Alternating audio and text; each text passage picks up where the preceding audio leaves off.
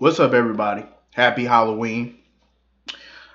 Hope all you're having a great, scary fucking day so far. For those that know, Halloween is actually one of my favorite times of the year.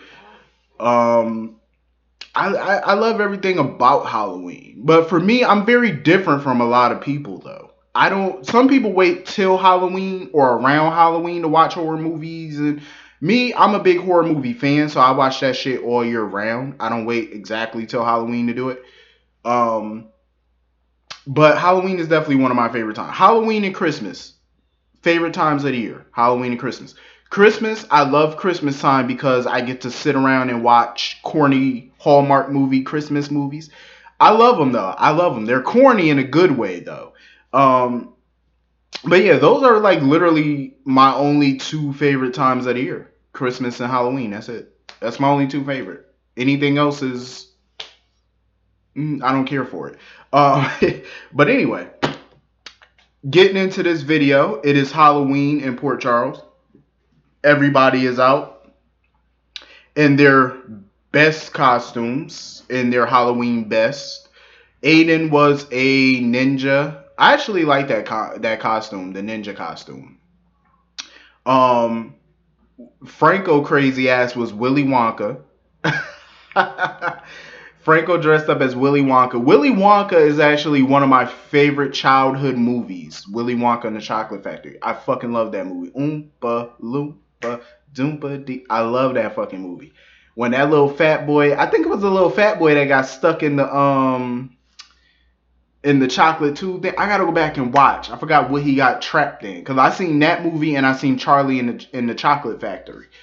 But Willy Wonka is an all time favorite of mine. I fucking love Willy Wonka. Um, when I seen him at first, I had to figure out who the hell he was at first. Cause when I first glanced at Franco, I just thought he was some little country looking pimp. At first, when I seen him, I really did, cause he had the cane, the little purple jacket. I said, "What the hell is you wearing?" And then I thought about, it, I said, "Oh, he was supposed to be Willy Wonka." I said, "Okay," cause he looked like a pimp at first. I said, "Okay." Liz looked good as usual. I forgot what the hell Liz was, but I liked their scenes though. I really did. I enjoyed their scenes together. You know, Laura got to spend a little time with Aiden. I'm happy to see. I don't know what it was about this episode, but it seemed like all the families were together. You know what I'm saying? It just seemed like a very family oriented Halloween this year. I don't know if they did that last year, but this year definitely all the families were together. Laura was spending time with her grandson, and Kiki and Sasha were together with Griffin, and Jason was with his sons and Sam. It was like a family themed Halloween today. It really was. It was family themed. And I liked it. I enjoyed it. Peter was spending time with Maxie on her birthday. I enjoyed it. Speaking of Peter and Maxie, I'm going to start with them. I'm still not 100% on board with them as a potential couple. I'm not. But today, I actually liked them today. I know some people may not have, but I enjoyed them today. I thought it was very nice that I wish we could have saw James in his costume this year. Though. I wish because this is his first Halloween, so I wish we could have saw him and saw what he dressed up as. But I enjoyed it though. I enjoyed the two of them together. You know, I thought it was real nice of Peter to hang out with Maxie on her birthday. You know, he was all set to go to that benefit at the floating rib that they were having, that Laura was having. She was having some type of benefit or whatever there, and you know, and I thought it was pretty nice of Peter to go home. He changed and he brought her dinner, cake for her birthday. I thought it was cool of him, you know, to spend that birthday with her. You know what I'm saying? Because it would have sucked to have Maxie sit at home on her birthday, even though she's not really big in the celebration, so she claimed, and I think she was lying. Um, but I don't think this year she was really all that enthused about celebrating this year because obviously because of Nathan and stuff like that. So she probably just wasn't big on a celebration this year, which is totally understandable. But you know, this is her first birthday without her husband, you know, so I could definitely understand. But I enjoyed it. They sat around, they ate dinner, they watched the Brady Bunch together. and they ate cake. I thought it was pretty cool scene between the two of them. You know what I'm saying? Like Peter is obviously into Maxie, that's obvious. Like I said, I'm still not 100% on board with them as a potential, but I did like their scenes today. I thought it was pretty cool. Um, what else? Jason finally got to hang out with both his sons. Um, this dude Danny was Jason for Halloween, which I thought was pretty dope. He had his hair all greased up, slicked back, black leather coat on. Jason was looking at him like, who the hell are you supposed to be this year? At first, I thought he was supposed to be Johnny Bravo or something like that because I'd seen him and he had the leather coat on. I didn't put the pieces together that he was supposed to be Jason at first until Jake said something. I thought he was going to be Johnny Bravo or some shit. Because, like I said, Steve Burton and Johnny Bravo, it kind of favors each other. Remember, Johnny Bravo wore black t-shirt, blue jeans, black boots. You know what I'm saying? And Jason kind of does the same thing. So, he reminds me of a real life version of Johnny Bravo. But I thought it was pretty dope though. He dressed up as his dad for Halloween. I love the fact that Jason was spending time with his son for Halloween. You know what I'm saying? Both his sons. Even though Jason didn't know how to carve a pumpkin. And I like how he explained to them why he doesn't celebrate Halloween or why he's not big on Halloween and stuff like that. Because of the memory. You know what I mean? That car crash that he had with AJ and stuff. It wiped out a lot of his Quartermain memories. So he doesn't remember his childhood like that. Whether he celebrated it or not, he doesn't remember any of it. Um, he doesn't remember nothing about it. Whether he carved a jack-o'-lantern before trick or treating. He doesn't remember none of it. And I'm glad that he explained that to them. You know what I'm saying? Because I'm just happy that he's spending time with them because that's what I've been waiting for. You know what I'm saying? Even though the whole episode was kind of family themed, I hope the writers do not try to skimp out on Thanksgiving and Christmas. I'm just saying because just because you do a family theme Halloween, don't you dare think that you're gonna skimp on the holidays because Halloween is not a holiday. So don't think that you ain't gonna you're gonna skimp on the major because I definitely want to see family on the holidays because you know how these writers think they slick. They be like, oh, we're gonna give them a family theme Halloween. No, you're still gonna give us a family theme holiday. So Thanksgiving and Christmas, I want to see all families together, not no bullshit. So y'all better remember that. Um, so yeah, it was a pretty dope scene. Sam carved the jack o' lantern and stuff like that. It was a cute family moment between them. The brothers got to hang out. This is what I've been waiting for. Jason to be able to hang out with his children. I've been waiting for that. Um, Ava. Ava needs to get knocked the fuck out. I'm just saying, like, Ava needs to get an ass whooping. This bitch sat there and told Kiki, "You are dead to me." I said, first of all, that's rather foreshadowing and symbolic because I'm like, as soon as she said that, notice Ryan was standing right behind him. I said, Ava, that's a poor choice of words that may come back and bite you later, but I just feel like she Ava should have dressed up as the devil this year. She should have been the damn she devil. I used to love that movie too, She Devil. I don't know if you ever seen that movie before with Roseanne Barr. I used to love She Devil was the shit back in the day. That movie when she had the husband that was cheating on her with Meryl Streep's character. Um that fucking movie was the shit. I remember she burned that house to the ground. She served a dead rat, a dead hamster to his parents in a casserole or some shit like that. She Devil was the dopest movie. But yeah, that's what Ava should have dressed as. She should have been the damn devil for Halloween because that's how she was acting, like a pure bitch. She needed to get on her broomstick and fly her ass away. I said this bitch is crazy. Somebody need to whoop her ass. Um the way she was talking to Kiki, I'm like, you talk to her like she's a bitch off the street. Like she wasn't even talking to her like that's her daughter. She was just talking to her like she was some whore on the street or something. Like just some random chick. I was like, what the hell is wrong with you? Like telling her, oh, she ain't nothing to you. She dead to you.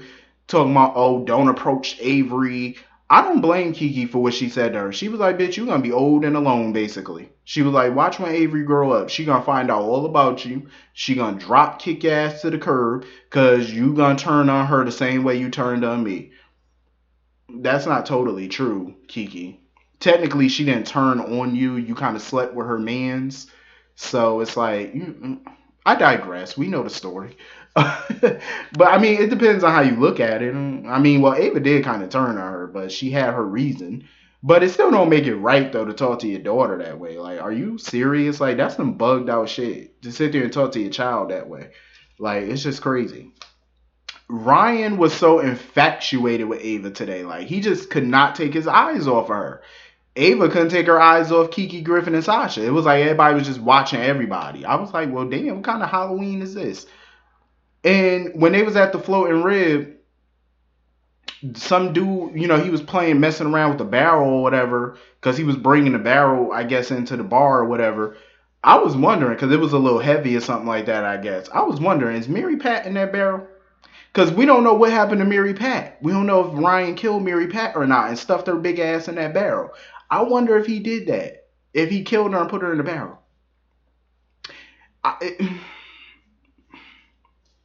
Rest in peace, Mary Pat. It's been real. I don't know. I see you at the crossroads. I don't know if she's still alive. I don't know. She might be dearly departed.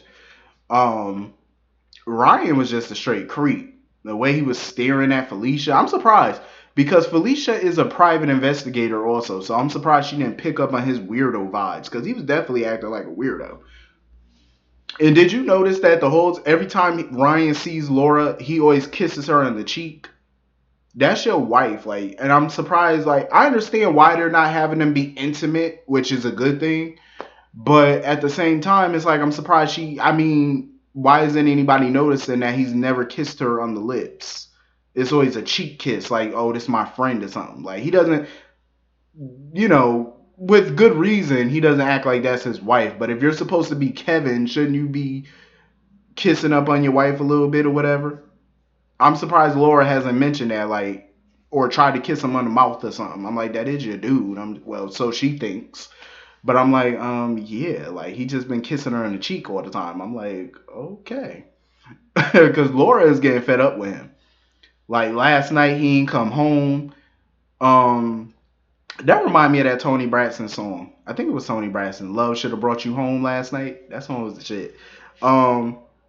So I guess Love didn't bring his ass home last night because he made up some story talking about how he had to go back to work. Laura was like, bitch, you a lie because I came to the hospital and your ass wasn't here.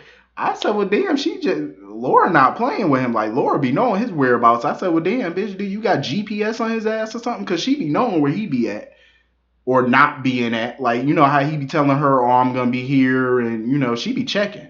Laura, I like that shit. Laura be checking. Laura not playing. She like, I know your ass lying. He told her I had to go back to the hospital.